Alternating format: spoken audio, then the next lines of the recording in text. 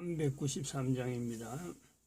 우리들의 싸울 것은 혈기 아니요 우리들의 싸울 것은 육체 아니요 마귀 관계 힘써 싸워 깨쳐버리고 죽을 영은 살릴 것일세. 일심으로서 힘써 나가세.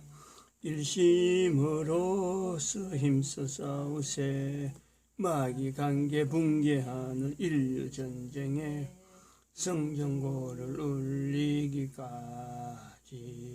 우리들의 이번과 하나님 말씀 에스더서 1장입니다. 에스더서 1장 1절에서 끝절까지 말씀 교독합니다. 1절 말씀 제가 먼저 받들어 봉독드립니다.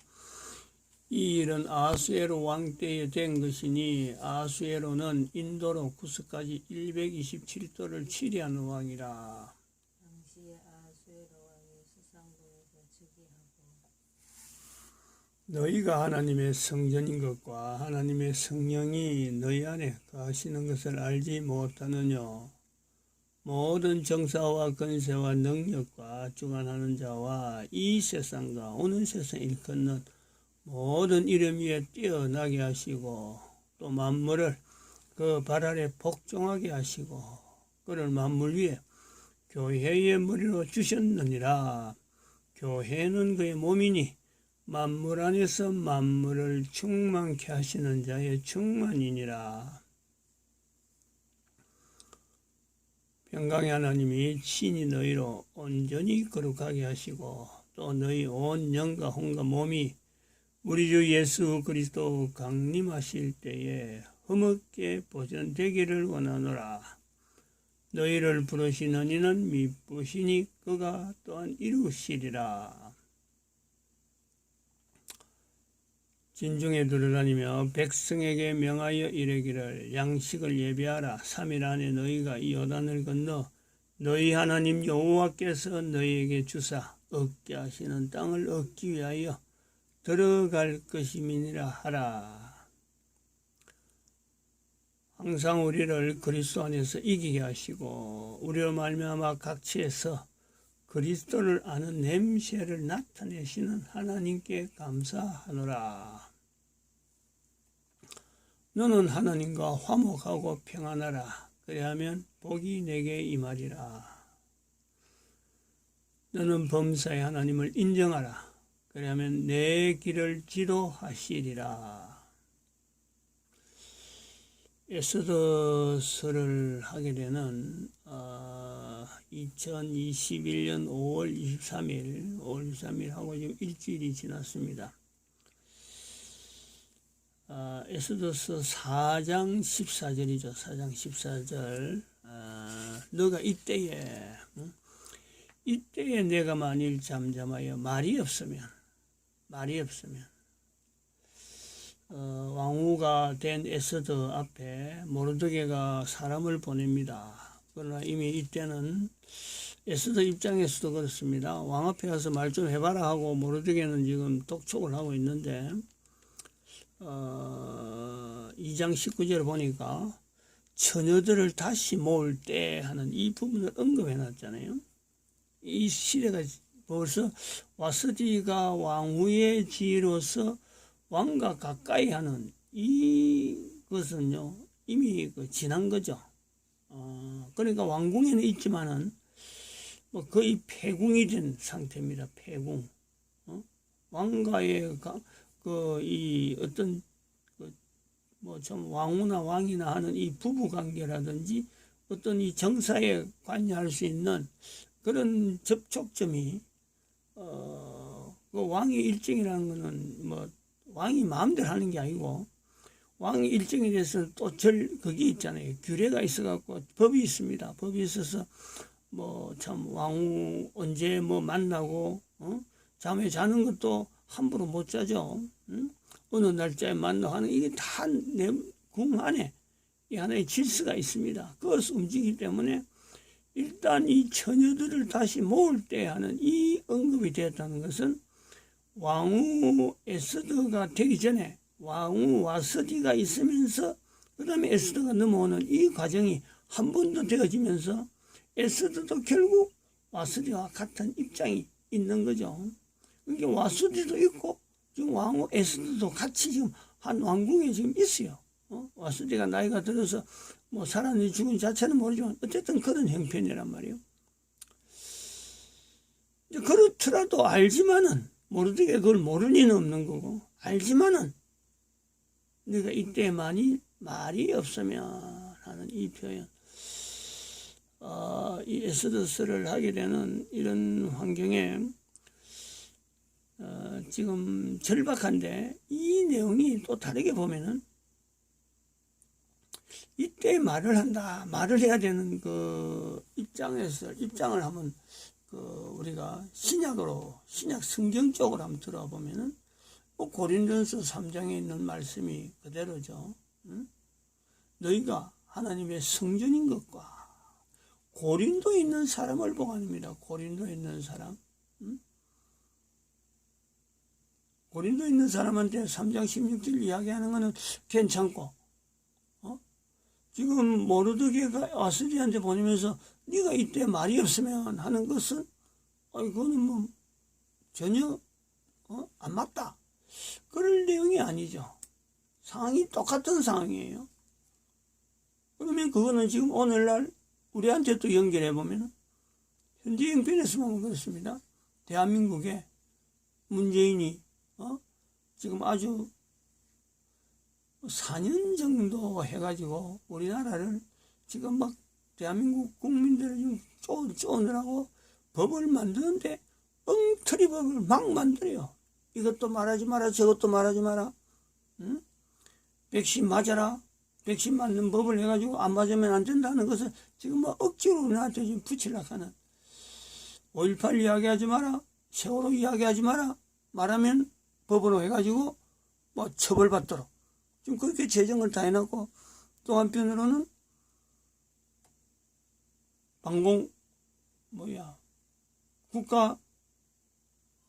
국가보안법 폐지 이게 지금 법으로 좀 상정해서 국회에서 다루도록 지금 올라가 있는데 지금 국회의원 중에서 180석을 이미 확보했으니까 뭐 가능하다 이거지.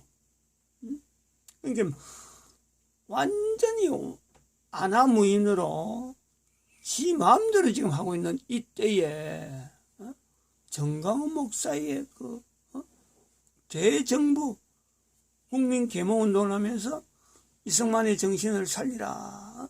대한민국이 지금 이승만이 건국 대통령 할 때 이 자유민주주의, 자유시장 경제, 한미동맹, 기독교 국론 이거 자체를 안 하니까 이 나라가 이렇다 하고 지금 이승만 대통령을 빙자해서 정광훈 목사가 이승만 대통령 70년 만에 이 표현을 하고 있는 이런 내용이요. 아니다, 다르다, 상황이 다르다. 그건 절대 아니죠. 똑같은 거죠, 똑같은 거.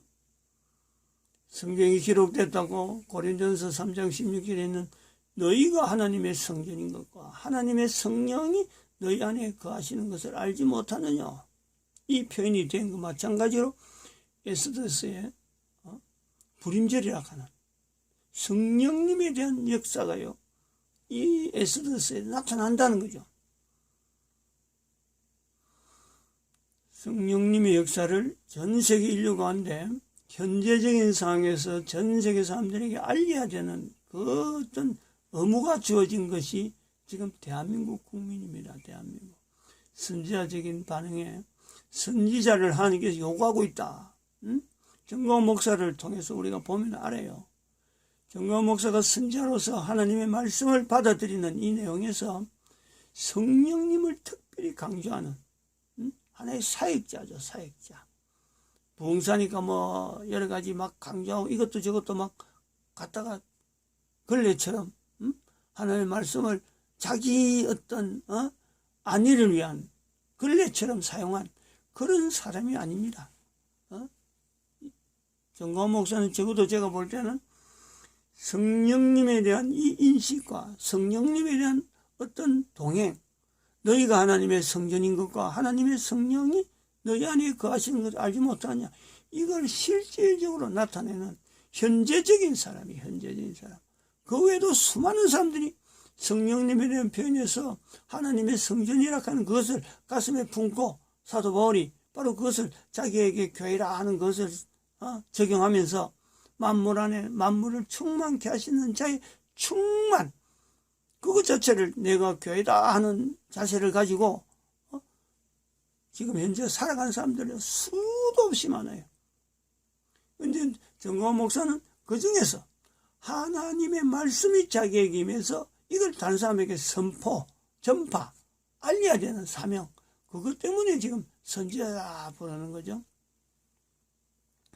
이걸 이제 에스더서를 통해서 대한민국의 사람들이 지금 불임절이나 또 네가 이때 만약 말이 없으면 하는 이 부분에 대해서 구체적으로 나에게 하나님께서 창조하신 하나님께서 피조물인 인간인 나에게 아무런 준비가 안 됐다고 할 수 있는 나에게 도대체 이 말씀을 통해서 내가 해야 될 일이 뭘까? 무슨 말을 해야 되냐? 말이 없으면 하는 이렇게 말을 준비해야 돼요. 준비. 이런 내용의 진행을 하는 중에 또 우리가 참고해야 됩니다. 지금 정광훈 목사하고 여기 빌립전도 연구소하고는 선이 꺼여 있습니다. 선이 끈 상태. 정광훈 목사는 이미 지금 이런 큰 줄기 교회락하는 대표 입장으로 지금 진행하고 있는 대표 주자고 대한민국 남북 문제에 대해서 이렇게 복음 통일을 선포한 복음 통일은 진행 중에 있습니다.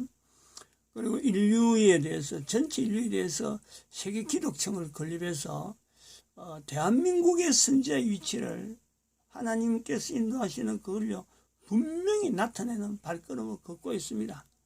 그런데 요 가는 과정에 저희들이 선 끊는다 하는 내용은 요 부분을 잠깐 언급을 한번 하고 넘어갑시다.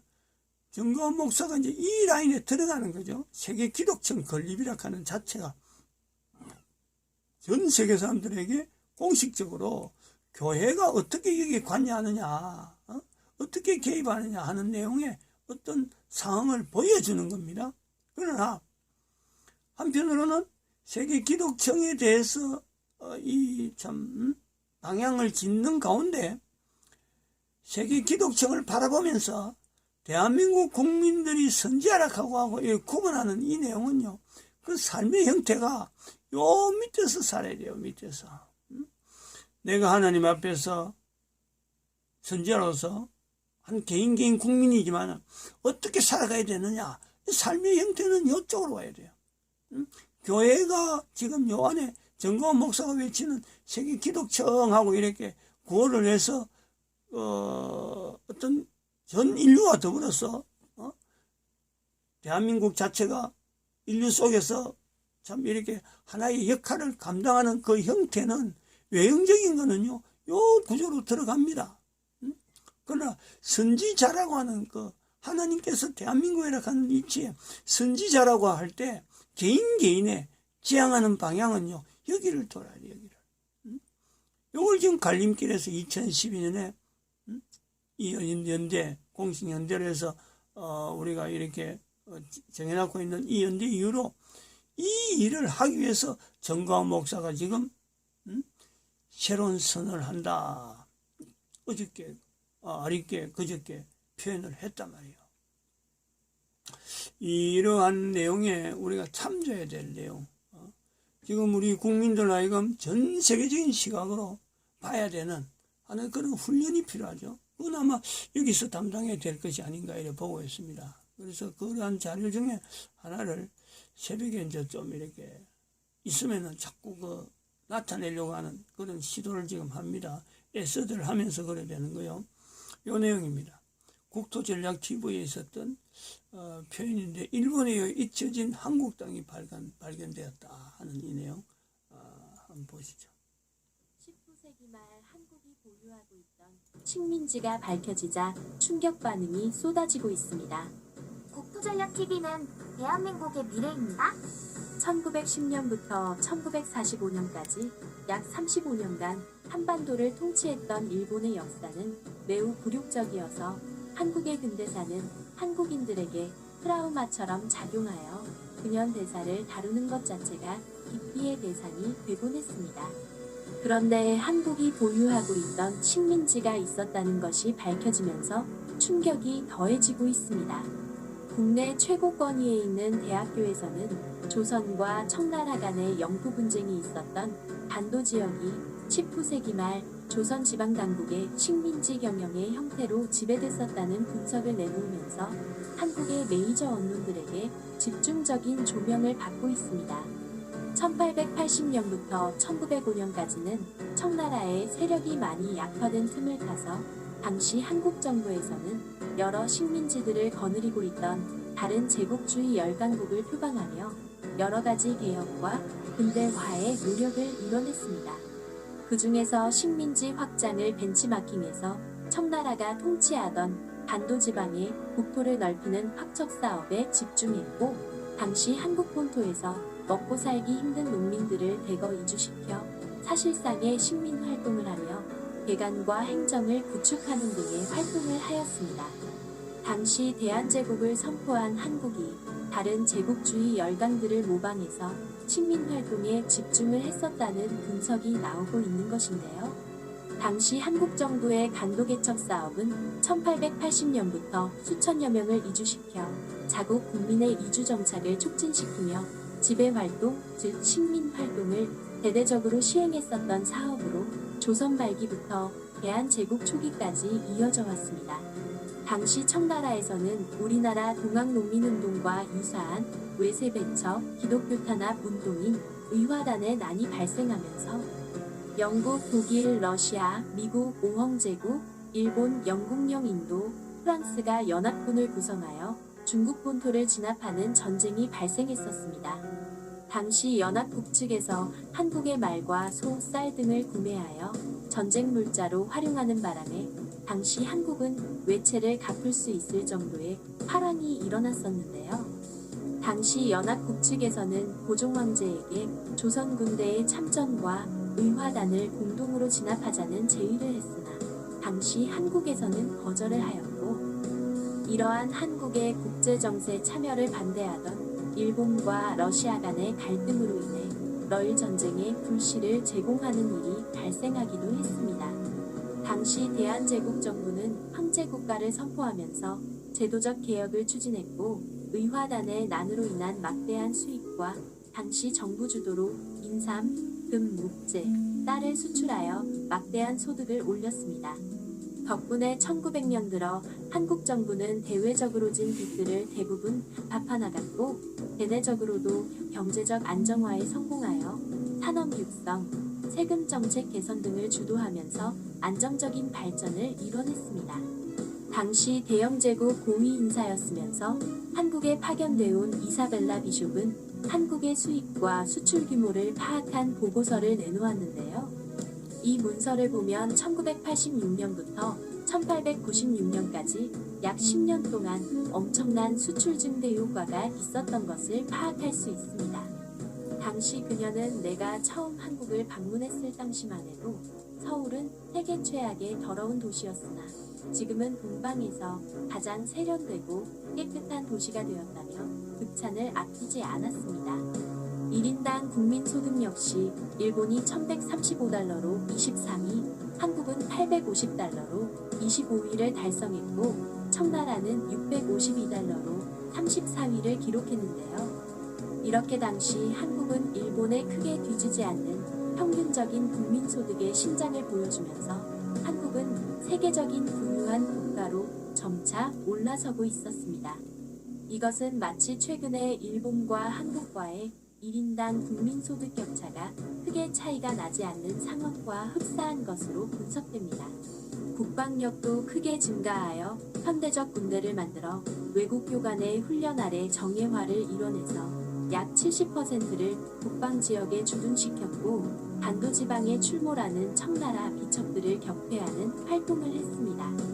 한국의 군사 양성에는 주로 미국과 영국의 도움이 있었습니다. 1888년에는 미국에서는 군사교관을 파견하였고 영국에서는 한국의 해군을 증강시키기 위해서 1892년에 한국의 해군사관학교를 만들어 영국인 군사교관인 호렐 예비역 해군대위와 조교로운 J.W. 커티스 하사가 교육을 담당하며 한국 해군 양성에 도움을 줬었습니다. 바로 조선을 강하게 키워서 태평양에 진출하려는 러시아를 견제하기 위한 목적이 있었던 것이었는데요. 안타깝게도 당시 조선 정부에서는 일본을 견제하기 위해서 이나거일 즉 러시아를 끌어들여 일본을 견제하는 내각을 구성하면서부터 일은 꼬이기 시작했습니다.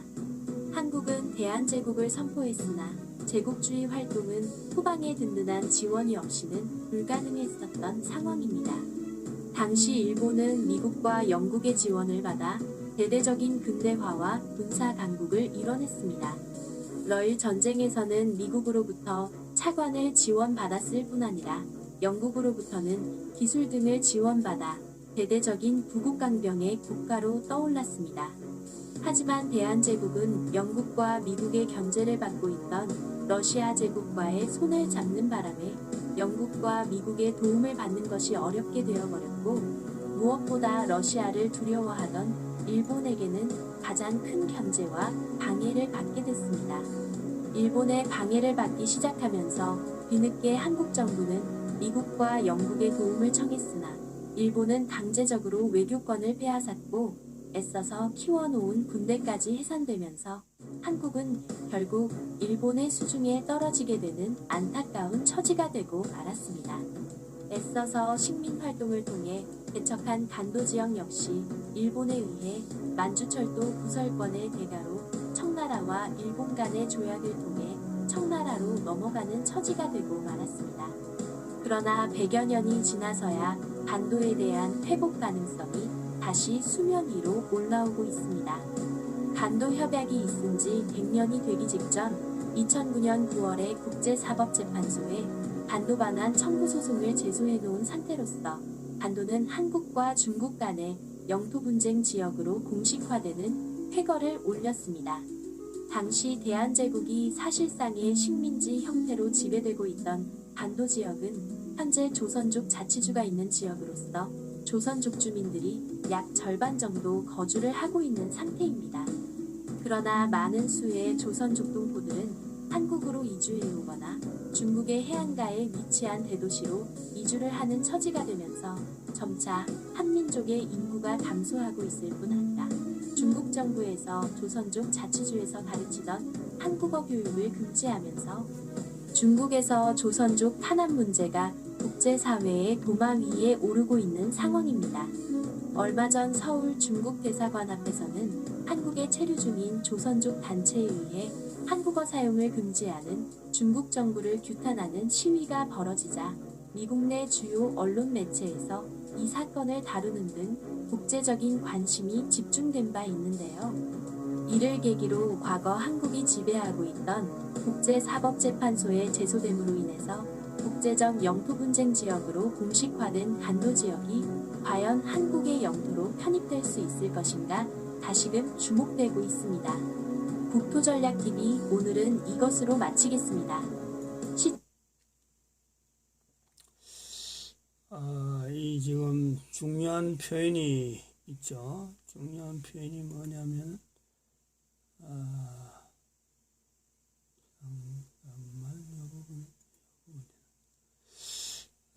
지금 요 부분입니다.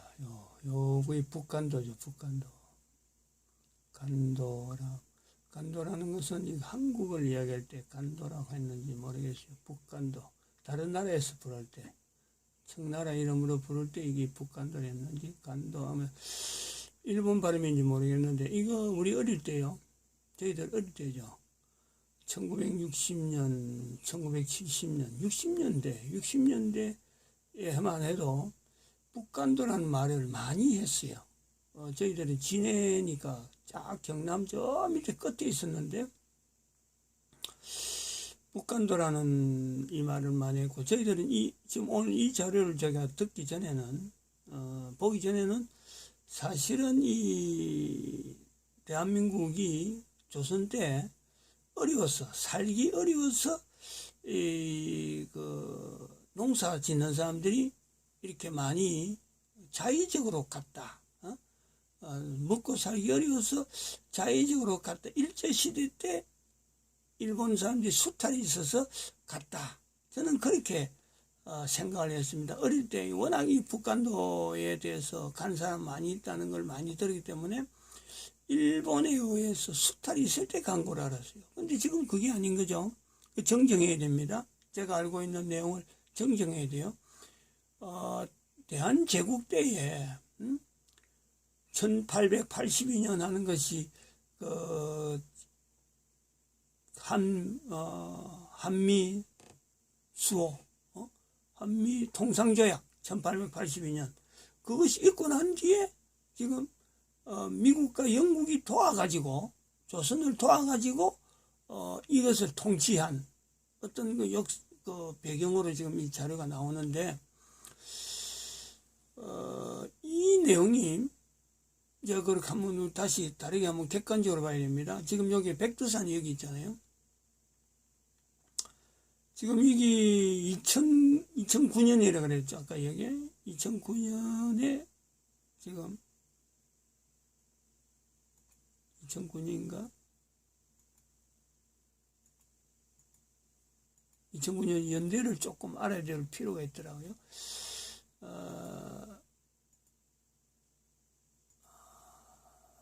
연대가 좀 그런데, 연대. 아무튼